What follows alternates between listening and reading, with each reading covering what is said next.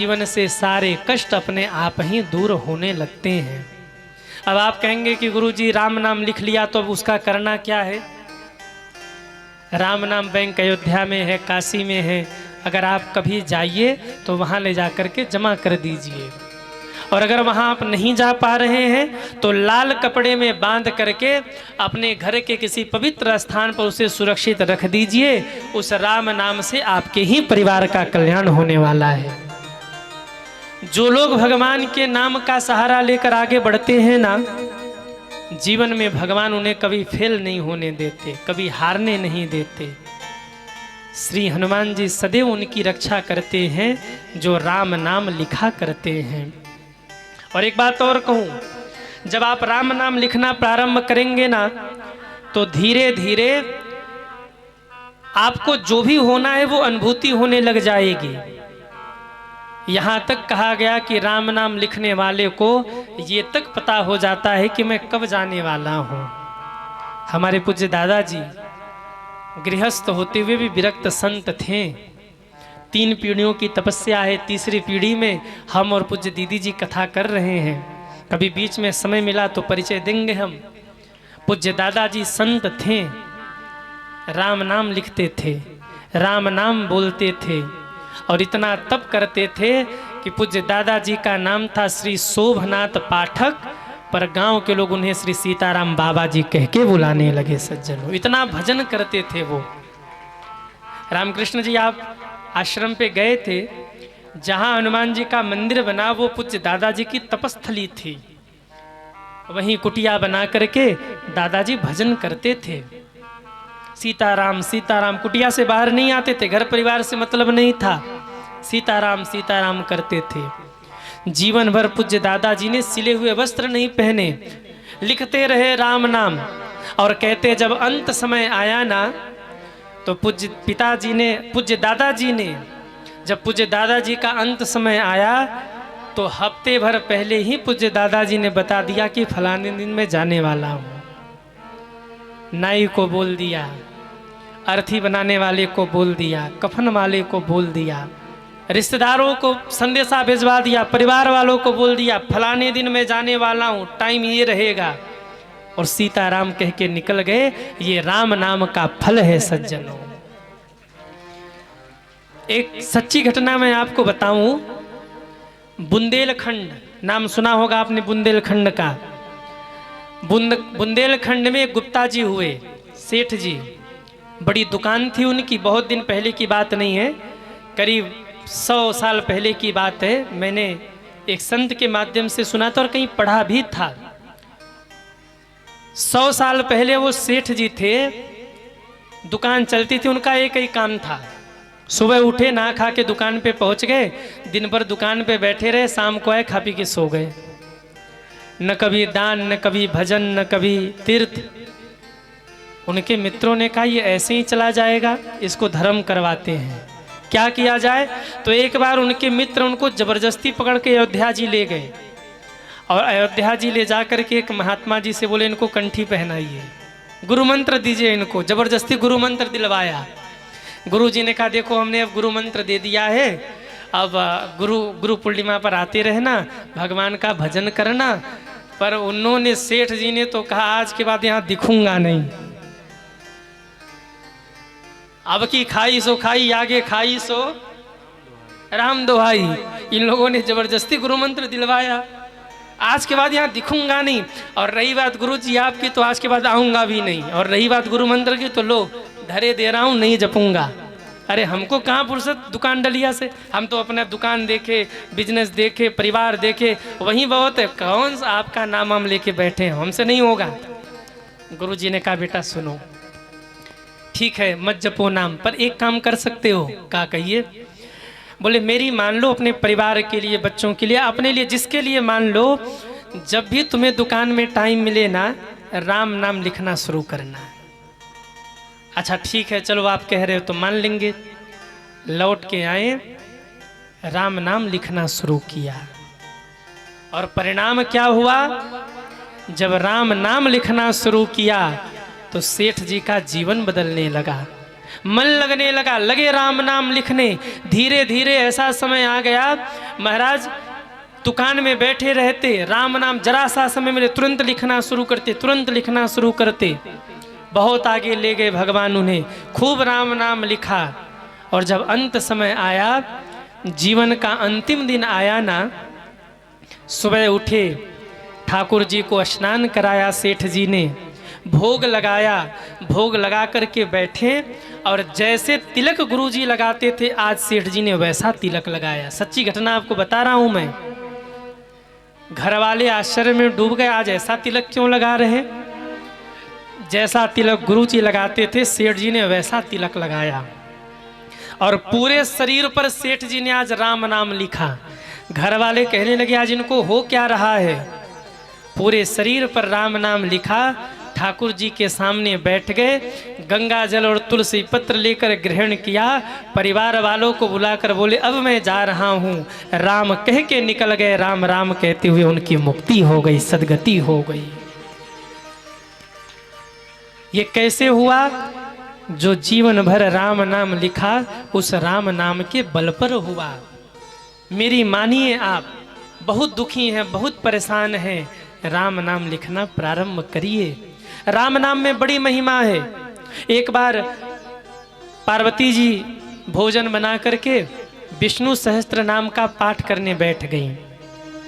इतने में शंकर जी आए तो शंकर जी को भूख लगी थी। शंकर जी ने कहा देवी जरा भोजन निकालो, हम भी भोजन कर लें और तुम भी भोजन करो, भोजन ठंडा हो रहा है। आज आप पाठ पे बैठ गई, मुझे भूख लगी है। माता जी ने इशारा किया 15 मिनट रुक जाइए, पाठ पूरा हो जाए फिर आ जाऊंगी मैं। 15 मिनट फिर बीते। शंकर जी ने कहा रे देवी पाठ जल्दी से पूरा करो, आओ भूख लगी है, भोजन ठंडा हो रहा, भोजन निकालो, भोजन करना है। माता जी ने कहा आपको कोई काम धाम नहीं है? हाँ, अपने तो बैठे रहते हो देवताओं के साथ, हम भोजन बना के पाठ करें तो पाठ भी नहीं करने देते। शंकर जी ने कहा क्या पाठ कर रही हैं आप?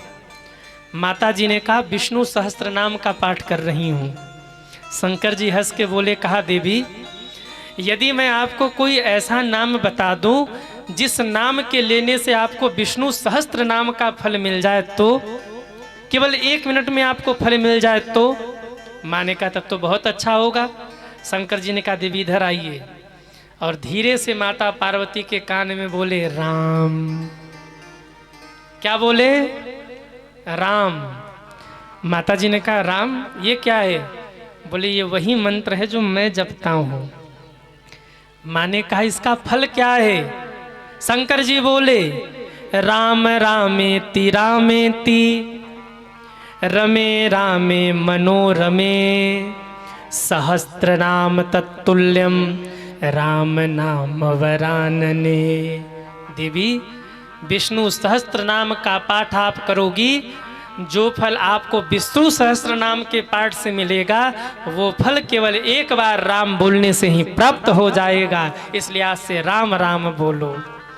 दोनों बैठ गए और दोनों बैठ करके सीताराम सीताराम सीताराम सीताराम सीताराम सीताराम सीताराम सीताराम राजा राम राजा राम राजा राम राजा राम राजा राम राजा राम राजा राम राजा राम। लगे कीर्तन गाने।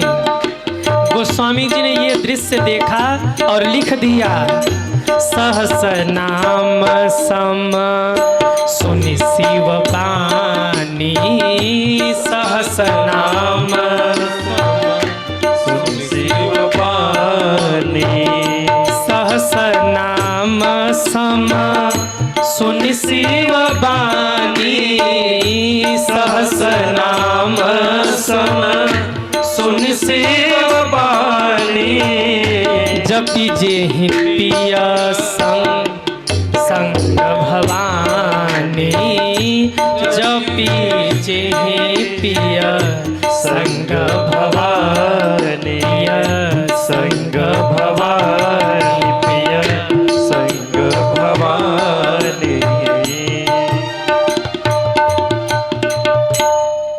गोस्वामी जी कहते हैं सहस नाम सम सुनि शिव बानी जप जहि पिय संग भवानी।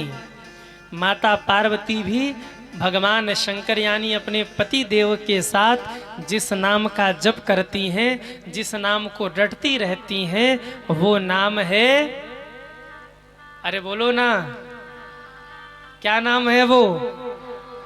जिन्होंने नहीं बोला उनको उनके पड़ोसी की कसम। अब बोलो राम। आप लोग अपने में इतने मस्त हो जाते हो ना कि भूल जाते हो कि हमको करना क्या है। हाँ, अच्छा बताओ कितने लोगों को लक्ष्मी जी चाहिए? वो हाथ उठाओ। कितने लोगों को चाहिए कि खूब लक्ष्मी जी की कृपा हो? हाथ उठाइए। एक मंत्र है, अगर 5 बार आप दिन में बोल लेंगे तो इतनी कृपा होगी लक्ष्मी माँ की, इतनी लक्ष्मी माँ की कृपा होगी, किसी चीज की कमी नहीं रह जाएगी। मंत्र सुनना है, राम नाम नहीं है, कोई दूसरा मंत्र है। मंत्र जानना है, तिजोरी भर जाएगी आपकी। सोना चांदी उठा के फेंक दोगे रोड पे, बोले अब नहीं चाहिए, अब फुल हो गया घर में। चाहिए मंत्र? सीधे बैठो, सीधे बैठिए, दोनों हाथ ऐसे सामने करिए और बिल्कुल चुप होकर के मंत्र सुनिए। एकदम कोई बोलेगा नहीं, सब शांति बनाइए। दोनों हाथ ऐसे करके बैठिए।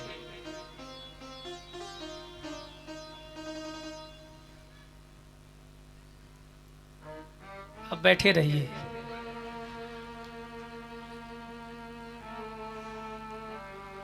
बड़ी जल्दी है लक्ष्मी जी की कृपा पाने की।